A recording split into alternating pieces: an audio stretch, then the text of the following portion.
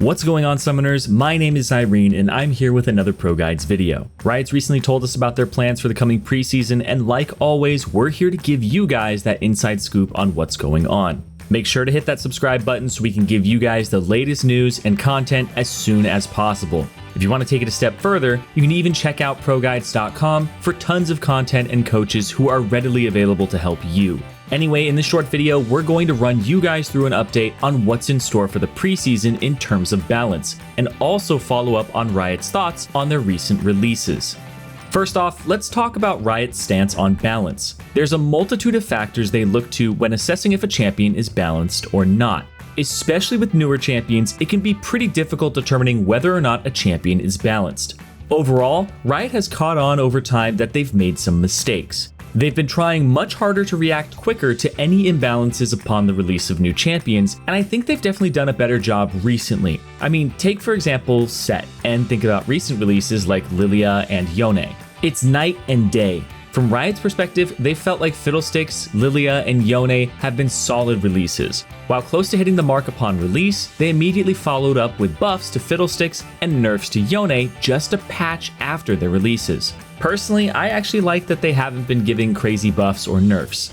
In contrast, players have had more time to really learn these champions and push them to their limits. Lilia is the champion that Riot believes is their most successful recent release. They haven't really touched her in terms of balance and are instead waiting and seeing what happens with her statistics because they believe players need some more time to really play her to her full potential. In the future, they might need to make balance changes in case she's still underperforming or instead overperforming later. But for now, we're playing the waiting game. And I play a lot of Lilia personally, and I actually think that she is incredibly good. Her jungle clear is very healthy, she can clear it incredibly quickly, and her movement speed makes her play a lot like a jungle Singed. If you play her in a really annoying manner and you run around, I actually believe that she's on the skillfully broken side of things, where her win rate in solo queue will be around 48%, which looks bad, but she's being banned in pro play, she's being played in pro play, the LPL, the LCS, and other leagues have picked her up, and when a champion that's new is being played in pro play, they're usually some of the best people to assess whether a champion is strong or not given their skill level.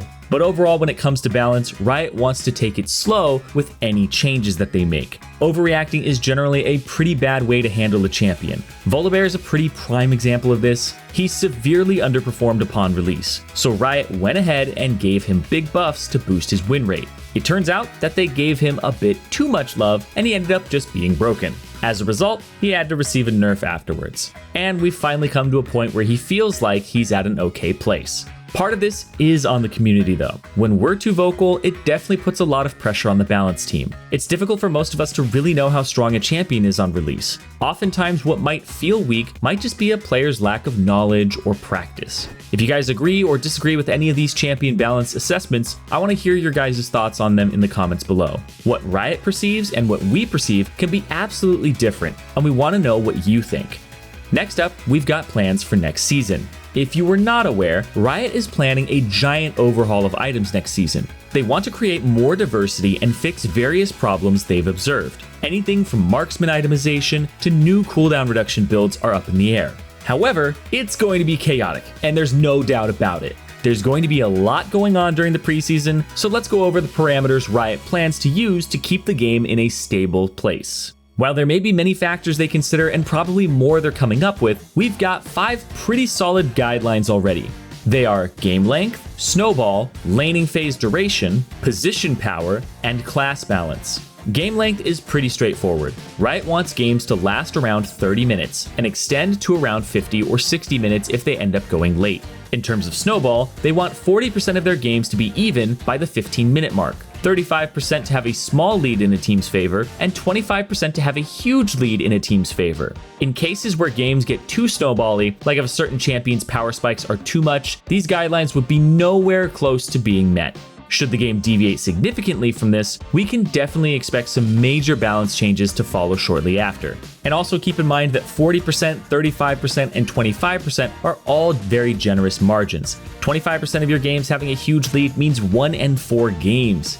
And next up, like this season, Riot wants the laning phase to last around 13 to 14 minutes. If items end up being too weak or too strong, we can expect the laning phase to get much shorter or much longer. We've also got position power, which is something Riot has talked about in the past. One major goal of the next season is to try and make sure that each position has a reasonable amount of power. Not every role should necessarily have the same strength as another, but it's definitely felt like certain roles have been far too dominant, and Riot wants to change that. Once these preseason changes go through, Riot plans to reassess the strength of each role and make any necessary adjustments.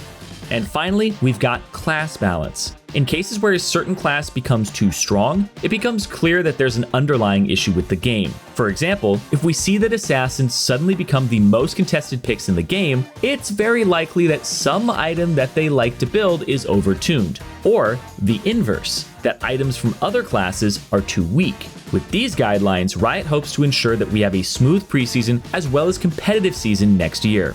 Alright, that covers this video, and we hope you enjoyed it. Once again, we're always trying to keep you guys up to date with all the information that Riot releases, so make sure to help us help you by hitting that sub button. For now though, best of luck on Summoner's Rift guys, and I hope to catch you all in our next video.